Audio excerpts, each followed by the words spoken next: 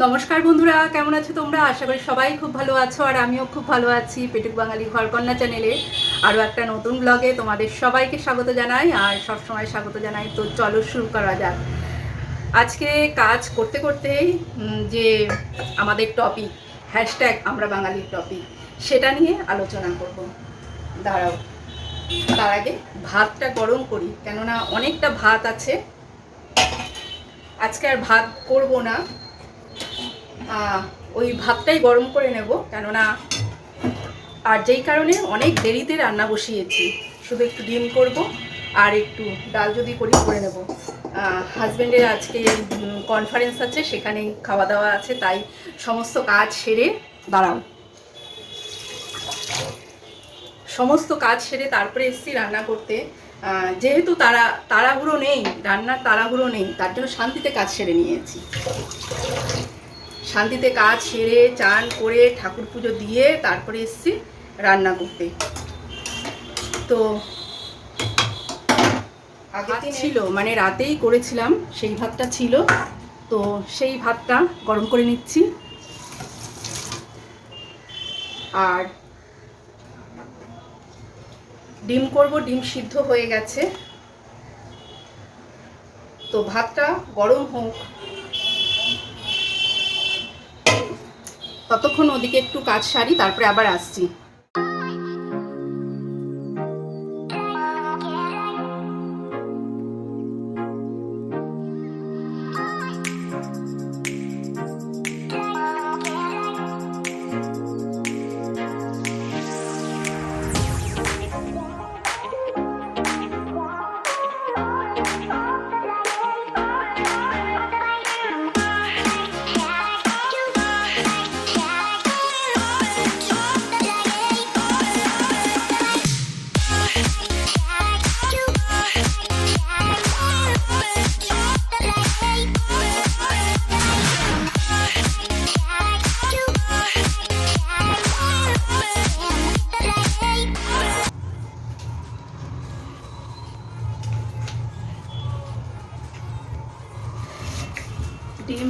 ডিমের কারি করব, মানে কষা কষাই করব, তার জন্য পেঁয়াজটা কেটে নিচ্ছি। আর আমি রসুন দেব না, এই রসুন দেব, আদা দেব না।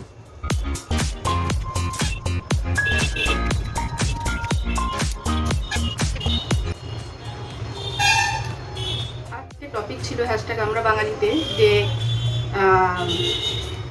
বাচ্চাদের মানুষ করতে গেলে কি শাসনে মানুষ করতে হয়, মানে শাসন করে কি বাচ্চাদের মানুষ করব। তো এই রকম টপিক একটা আগেও হয়ে গেছে, বাচ্চাদের কি শাসনে না অনুশাসনে মানুষ করা বা রাখা উচিত। তো এটা ওই ভিডিওটারই একই রকম আমার মনে হয়, ওই ভিডিওটারই মতন মনে হয় আমার। তো আমি অবশ্যই বলবো যে বাচ্চাদের ক্ষেত্রে, মানে আমি কিন্তু এখানে বাচ্চাদের কথা বলছি, কিশোর কিশোরী বা তার থেকে বড়দের কথা আমি বলছি না। বাচ্চাদের অবশ্যই শাসন করতে হবে, কেননা বাচ্চারা থাকে একটা মানে নরম মাটির তালের মতন, নরম মাটির মতন। তারা কিন্তু বড়দেরকে যেটা দেখে সেটাই করে বা সেটা অনুকরণ করতে চেষ্টা করে। এবার সেটা বাচ্চারা জানে না যে বড়দের ক্ষেত্রে যেটা ঠিক বা বড়রা যেটা করতে পারে, বাচ্চাদের ক্ষেত্রে সেটা করাটা উচিত না।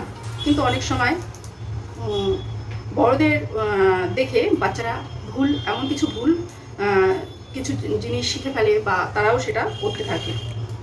তো তখন অবশ্যই বড়দেরকে শাসন করতে হবে।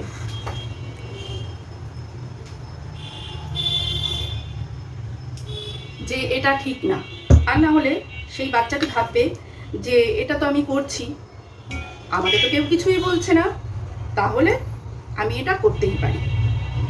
এইবার সে যখন দেখলো ওই ভুল কাজটি করার ফলে কেউ তাকে ভালোবেসে আদর করে বারণ করলো, বাচ্চা তো, কিন্তু বাচ্চা হলেও বাচ্চাদের মধ্যে কিন্তু প্রচণ্ড বদমাইশি বুদ্ধিও থাকে। বাচ্চাটি শুনলো না, সে পরবর্তীকালে আবার সেই ভুল কাজটি করলো, যেহেতু তাকে আদর করে বলা হয়েছে। এবার যদি বাচ্চাটি সেই মিষ্টি করে বকাটাতেও না বোঝে, আবার পরবর্তীকালে সেই ভুলটিই করে, তখন সেই বাচ্চাটিকে একটা হালকা করে বকা দিতে হবে বা চোখ গরম দিতে হবে। যেমনি এক্ষেত্রে আমি বলি আমার বাবা যেটা করতো 3 বার বলতো, 3 বার সুযোগ দিত। 3 বারের মধ্যে আমরা যদি না শুনতাম, তারপরে তার ওই মিলিটারির যে মানে কি বলবো শাসন, মার, বকা সেগুলো শুরু হতো। তার একটা ধমকেই একদম পিলে চমকে যেত, হার্ট অ্যাটাক হয়ে যাওয়ার মতন মানে অবস্থা হতো আমাদের। তো সেই বাচ্চাটি যদি ওই মিষ্টি করে বকা বা চোখ গরমে যদি হয়ে যায় ঠিক, তাহলে তো খুবই ভালো। সেই বাবা মা তো মানে ভীষণ লাকি বাবা মা, যে চোখ গরমে সেই বাচ্চা ভয় পেয়ে যাচ্ছে আর সেই কাজটা আর করছে না, তাহলে তো আর কিচ্ছু বলার নেই। কিন্তু অনেক ক্ষেত্রে হয় কি, চোখ গরমেও কাজ হয় না, চোখ গরমেও কাজ হয় না, তখন কিন্তু তাকে একটু কড়া শাসন দিতেই হবে। কড়া শাসন দিলে দেখবে বাচ্চাটা ভয় পাবে আর সেকেন্ড টাইম সেই জিনিসটা করবে না। করার সময় ভাববে না এটা করতে গেলে তো আমার মা বা আমার বাবা আগেরবার বকেছিল, আগেরবার তাহলে এই কাজটা আর করবো না। তবে অবশ্যই তার সঙ্গে শাসনটাও খুব জরুরি, যেমন তার সঙ্গে ভালোবাসাটাও খুব জরুরি। তো এক্ষেত্রে কিন্তু আজকালকার বাচ্চারা খুবই সেন্সিটিভ বাচ্চা, যেমনি খুব বুদ্ধিমান বাচ্চা তেমনি খুব সেন্সিটিভ বাচ্চা। কার বাচ্চা কীরকম সে তার মাই কিন্তু ভালো বুঝতে পারবে, যে তাকে শাসন কতটা করতে হবে, আদর কতটা দিতে হবে, সে কিন্তু তার মা বাবাই বুঝতে পারবে। আর আমি যেটা মনে করি, বাচ্চা কখনো নিজের বাড়ি থেকে খারাপ শিক্ষাটা পায় না, এটা আমি মনে করি। কেননা মা বাবা যেরকমই হোক, সব মা বাবা কিন্তু চায় তার বাচ্চাকে একদম ভালো শিক্ষা দিয়ে বড় করতে। খারাপ শিক্ষাটা কোথা থেকে পায় বলো তো? আশেপাশে কিছু মানুষ থাকে, বা স্কুলে কিছু বন্ধু থাকে, বা স্কুলে কিছু বন্ধুর মা বাবা থাকে, তাদের কাছ থেকে নানান রকম কিছু কথা যখন সেই বাচ্চার কানে আসতে থাকে, তখন কিন্তু সেই বাচ্চার মনে হিংসা বলো, রাগ বলো, যেটাই বলো সেটা আসে। এরকম অনেক ঘটনা আছে যে সব জায়গায় দেখবে আজকাল দল, সব জায়গায় দল। কাউকে একটা কোণঠাসা করে দিতে পারলেই হলো। কোনো একটা দল চায় কোনো একটা মানে কাউকে কোণঠাসা করে দিতে, আর সে যাকে কোণঠাসা করবে তার বিরুদ্ধে নানান রকম মানে ষড়যন্ত্র বা কিছু এরকম করতে। তখন সেই বাচ্চার ক্ষেত্রে যদি এরকম হয়, তাহলে কিন্তু তার বড় হওয়ার ক্ষেত্রে বা মানসিক বিকাশের ক্ষেত্রে খুব অসুবিধা হয়, খুব অসুবিধা। তো এই ক্ষেত্রে স্কুলের যারা টিচার তাদের কিন্তু একটা বড় ভূমিকা থাকে। আমি তো আজকাল স্কুলগুলোতে আমি এমন দেখি না, তারা ভীষণ পক্ষপাত করে। তাদের যারা ফেভারিট স্টুডেন্ট বা যেই সব স্টুডেন্টরা ভালো ভালো গিফট দেয়, আমি এখানে বলছি আমার কোনো অসুবিধা নেই, কেননা এটা আমি নিজে ভুগেছি, তাই আমি বলছি। তাদেরকে তারা ভীষণ পক্ষপাত করে, এই একটা শিকার কিন্তু আজকাল বাচ্চারা হয়ে থাকে। তো তার ফলে কিন্তু বাচ্চাদের মনে অনেকটাই প্রভাব পড়ে। তো সবার প্রথমে স্কুলের শিক্ষকদের কিন্তু একটু ঠিক হওয়া উচিত, মানে টিচারদের কিন্তু একটু ঠিক হওয়া উচিত। সমস্ত বাচ্চাকে তারা এক সমান যাতে দেখে, এটাই উচিত। আর যদি বলো যে এই বাচ্চাটা এত ভালো পারছে আর একটা বাচ্চা পারছে না কেন, সেটা আমি বলবো টিচারের দোষ। তুমি পারছো না বোঝাতে, তাই সে পারে না। তুমি পারছো না বোঝাতে, তাই সে পারে না। সে তো একটা বাচ্চা, সে তো একটা স্টুডেন্ট, সে তো শিখতেই তোমার কাছে গেছে, সে তো সব জানে না, তোমার কাছে শিখতেই গেছে। তো সেক্ষেত্রে কিন্তু তুমি যদি ওখানে প্রচণ্ড শাসন করো, তাকে অন্য সব বাচ্চাদের সামনে অপমান করো, অপমানজনক কথা বলো, তখন কিন্তু সেই বাচ্চাটা কিচ্ছু শিখতে পারবে না, কিচ্ছু না। দিন দিন একটা হীনমান্যতায় ভুগতে থাকবে। তখন উচিত কি, সেই বাচ্চাটাকে কিন্তু একদম আপন নিজের সন্তান মনে করে পড়ানো বা সেই জিনিসটাকে শেখানো। কিন্তু আজকাল এটা হয় না। আগে হতো কিন্তু আজকাল এটা হয় না। তো আমি মনে করি যে বাইরের জগৎ থেকে কিন্তু বাচ্চাদের মধ্যে এইসব জিনিসগুলো আসে বেশি। বাড়িতে কিন্তু কোনো মা বাবা চায় না যে তার বাচ্চাটা এইসব জিনিসগুলো অন্তত শিখুক, অন্তত তার মনে হিংসা, তার মধ্যে কি বলবো, রাগ, এইরকম একটা তৈরি হোক। কোনো বাবা মা চায় না। এইগুলো আশেপাশের পরিবেশের মধ্যে থেকে এগুলো সে পায়। ধরো এক জায়গায় অনেকগুলো বাচ্চা খেলছে, তার মধ্যে কোনো একজন বাচ্চার মা চকলেট নিয়ে এসছে, কয়েকটা মাত্র নিয়ে এসে তার বাচ্চার হাতে দিয়েছে, দিয়ে বলল এই চকলেটগুলো তুমি তোমার বন্ধুদেরকে দাও। সেই বাচ্চাটা কি করবে, কি মনে হয়? সবাইকে দেবে চকলেটগুলো? সবাইকে দেবে না। ওই বাচ্চাটার যে প্রিয় প্রিয় বন্ধু 2-3 জন হাতে গোনা, তাদেরকেই কিন্তু দেবে। দাঁড়াও বলছি।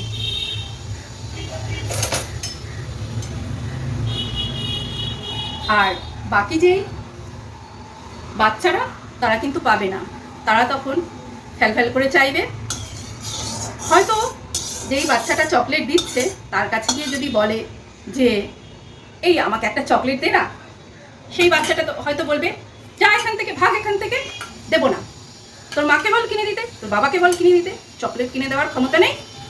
বলে, এরকম বলে বাচ্চারা। এইটা যদি, এটা কিন্তু সেই মায়ের দোষ, ওই বাচ্চার মায়ের দোষ। সেই মা যদি ওই কয়েকটা চকলেট তার ছোট্ট বাচ্চাটাকে না দিয়ে নিজে সবার মধ্যে ভাগ করে দিত, যে কটা বাচ্চা আছে তাতে যদি এক টুকরো করে চকলেটও সবাই পেত, তবুও ভালো, তবুও কিন্তু প্রত্যেকটা বাচ্চা খুশি হতো। আর যদি সেটা নাই হতো, যে প্রত্যেকের মধ্যে ভাগ করে দেওয়া যাবে না, তাহলে সেই মায়ের উচিত ছিল সবার সামনে সেই চকলেটটা সেই বাচ্চাকে না দেওয়া, পরে দিত। যখন বাড়ি যেত তখন দিত। তো এক্ষেত্রে ওই বাচ্চাটারই দোষ। কেননা এটা হয়েছে আমি এটার জলজান্ত উদাহরণ আছে, আমার কাছে আছে, তার জন্য আমি বলছি।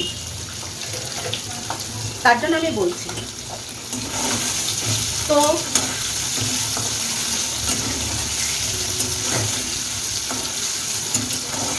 চলো রান্নাটা দেখতে থাকি, করতে থাকি। আর কোন বাচ্চা কতটা সেন্সিটিভ, কতটা কি নিতে পারবে, মানে শাসন করলে, বকাঝকা করলে কতটা নিতে পারবে, তার মা বাবা অবশ্যই সেটা জানবে। তো সেই অনুযায়ী তাকে শাসন করা দরকার। ধরো যেই বাচ্চা খুব হাউমাউ করে কাঁদতে পারে, যেরকম আমি পারতাম ছোটোবেলায়, এখন পারি না। তো সেই বাচ্চাকে আমার মনে হয়, মানে বকলে আমার মনে হয় অতটা অসুবিধা হয় না।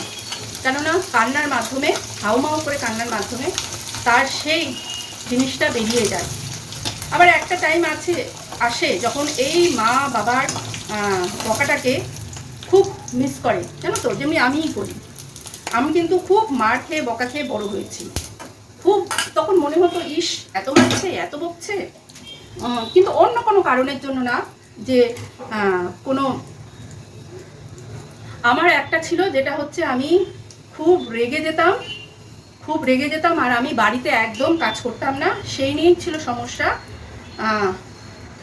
ওই নিয়ে আমাদের বাড়িতে বেশি, মানে আমি বেশি বকা খেতাম, অন্য কোনো কারণ না।